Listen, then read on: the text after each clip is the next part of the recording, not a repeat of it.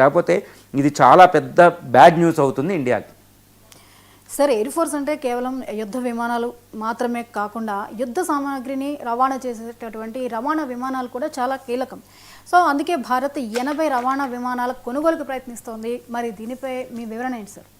Yes అండి, ఇప్పుడు Indian air force రీసెంట్గా గ్లోబల్ ఫైర్ పవర్ ఇండెక్స్ ప్రకారం వేరియస్ రిపోర్ట్ల ప్రకారం ఇండియన్ ఎయిర్ ఫోర్స్ ప్రపంచంలో యునైటెడ్ స్టేట్స్ ఆఫ్ అమెరికా, రష్యాల తర్వాత చైనాని అధిగమించి 3వ స్ట్రాంగెస్ట్ ఎయిర్ ఫోర్స్గా అవతరించింది. ఇది ఎందుకంటే ఎప్పుడు కూడా ఎయిర్ ఫోర్స్లో నెంబరింగ్ ఈజ్ నాట్ ఇంపార్టెంట్.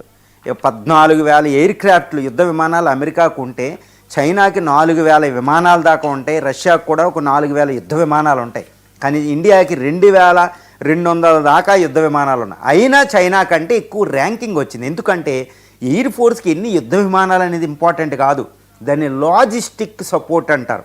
ఏది దానికి air fuelling capacity, pilot training, తర్వాత ఎయిర్ బేసులు ఇవన్నిటిని తీసుకుంటారన్నమాట. తీసుకుని ఎఫిషియన్సీని, సామర్థ్యాన్ని చూస్తారనమాట, అది ఎంత తట్టుకోగలదని. అందులో భాగంగానే ఇంకా ఎఫిషియన్సీ, దీన్ని భారత వాయుసేన ఎఫిషియన్సీని ఇంకా పెంపొందించడానికి భారతదేశం చాలా మోడర్నైజేషన్ ప్రోగ్రాం పెడుతుంది. అందులో భాగంగానే 80 రవాణా విమానాలని దిగుమతి చేసుకోవడానికి ట్రై చేస్తుంది. అందులో ముఖ్యంగా ఏంటంటే అమెరికా బోయింగ్కి సంబంధించిన C-130J హెర్క్యులస్, సూపర్ హెర్క్యులస్ రవాణా విమానాలను ఉంటాయి. అది సుమారు 20 టన్నుల వరకే మనకేంటంటే ట్రాన్స్పోర్ట్ చేయగలిగింది. అది ఆల్రెడీ ఇండియాలో C-130 హెర్క్యులస్ అనేది, గ్లోబ్ మాస్టర్ అనేది పెద్ద ఆల్రెడీ సర్వీసులో ఉన్నాయన్నమాట. ఇప్పుడు ఇంకా వాటిని తెచ్చుకోవడానికి ట్రై చేసింది. సుమారు ఒక 25 C-130 Hercules, super Hercules from the United states of America నుంచి మనం తెచ్చుకోబోతున్నాం. ఇది సుమారు $200 మిలియన్ ఉంటుందండి ఒక్కొక్కటి. చాలా హెవీ కాస్ట్ అది. తర్వాత రెండోది ఏంటంటే KC-390 ఎంబ్రియర్ అంటారు. ఇది బ్రెజిల్ తయారు చేసింది, బ్రెజిల్ కంపెనీ కూడా తయారు చేసింది. ఇది 26 టన్నుల కెపాసిటీ, అంటే అమెరికా దానికంటే ఎక్కువ కెపాసిటీ ఉంటుందన్నమాట. ది KC-390 ఎంబ్రియర్ నుంచి బ్రెజిల్ నుంచి కూడా మనం ఒక 20 రవాణా విమానాలు మనం కొనబోతున్నాం. దీని తర్వాత మూడోది ఏంటంటే యూరోపియన్ యూనియన్లో ఎయిర్ బస్ తయారు చేసిన A400M అనే రవాణా విమానం, ఇది యుద్ధ రవాణా విమానం అంటే ఇది 37 టన్నులని తీసుకెళ్ళగలదు. అది C-130 హెర్క్యులస్ కంటే డబుల్ సైజు ఉంటుందండి. అంటే ఇలా మీడియం, వీటిని కూడా మీడియం రేంజ్ అంటారు వీటిని మనం కొనుగోలు చేయబోతున్నాం. సుమారు 80 రవాణా ఎయిర్ క్రాఫ్ట్లు అనమాట, యుద్ధ రవాణాకే ఉపయోగపడేవి. ఇవి ఎందుకు ఇండియా తెస్తుంది అంటే మనకి చాలా ఉపయోగం. ఎందుకంటే యుద్ధ విమానాలతో పాటు ఈ యుద్ధ వాయుసేనలో రవాణా విమానాలను అంత ప్రాముఖ్యత ఉంటుంది. ఫర్ ఎగ్జాంపుల్ ఇప్పుడు లడఖ్లో చైనా ఏదైనా అటాక్ చేసింది, కానీ లడఖ్ సైన్యం అక్కడికి వెళ్ళలేదు. లడఖ్ సైన్యం డైరెక్ట్గా భూమార్గంలో వెళ్ళాలంటే మనకి నెలలు పడుతుందన్నమాట. భూమార్గంలో సైన్యం అక్కడికి నడిచి వెళ్ళాలంటే ఆర్మీకే, బెటాలియన్స్కి. ఆ సమయంలో ఏం చేస్తారంటే ఇప్పుడు లడఖ్లో మనం ఎయిర్ బేస్ని రెస్టోర్ చేసాం. దౌలత్ ఓలీ అనే పెద్ద ఎయిర్ బేసుల్ని అక్కడ పెట్టాం మనం, దౌలత్ ఓగి అని రీసెంట్గా మనం ఓపెన్ చేసాం. అక్కడికి C-130 గ్లోబ్ మాస్టర్ను కూడా అక్కడ దించడం జరిగింది మనం. అలాంటి ఏరియాల్లో వెంటనే ఏం చేస్తారంటే కొన్ని వందలాది మందిని, సైన్యాన్ని వెంటనే అక్కడికి తరలించేస్తారు.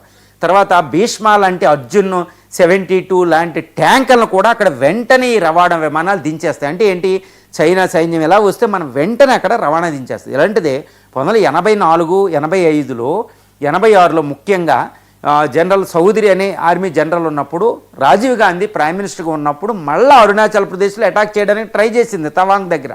అప్పుడు మన రవాణా విమానాలు వెంటనే అక్కడ పారాట్రూపర్స్ని అక్కడ దించడం వల్ల చైనా వెనక తగ్గిందండి. ఇలాంటి ఎక్స్పీరియన్స్ ఎన్నో ఉన్నాయి. కాబట్టి యుద్ధ విమానాలు ఏంటంటే యుద్ధ రవాణా విమానాలు మన ఆర్మీ ట్యాంకుల్ని, ఆర్మీ జనరల్స్ని, పెద్ద శతఘ్నుల్ని, వీటిని తర్వాత ఫుడ్ సప్లైని వెంటనే సైన్యానికి అందించాలి. ఈ రవాణా విమానం వల్ల ఆర్మీ, నేవీ, తర్వాత ఎయిర్ ఫోర్స్కి చాలా ఉపయోగం. తర్వాత ఎయిర్ ఫ్యూలింగ్ కెపాసిటీ ఉంటుంది. ఎందుకంటే అక్కడ ఫ్యూయల్ తరలించాలి బోర్డర్ ఏరియాలో, హిమాలయస్లో, గ్రేటర్ హిమాలయస్లో, ఈ మంచు ప్రాంతాల్లో.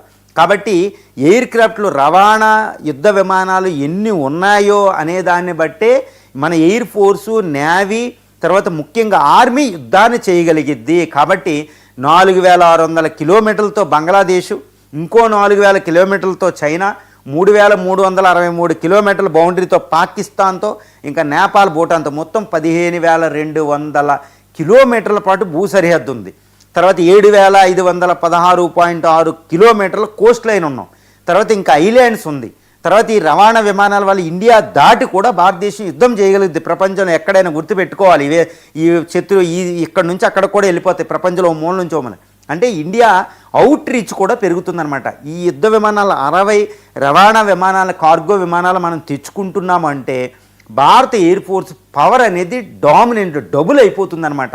అందుకే ఇండియా 1,00,000 కోట్ల రూపాయలతో ఇది నిర్మిస్తుంది.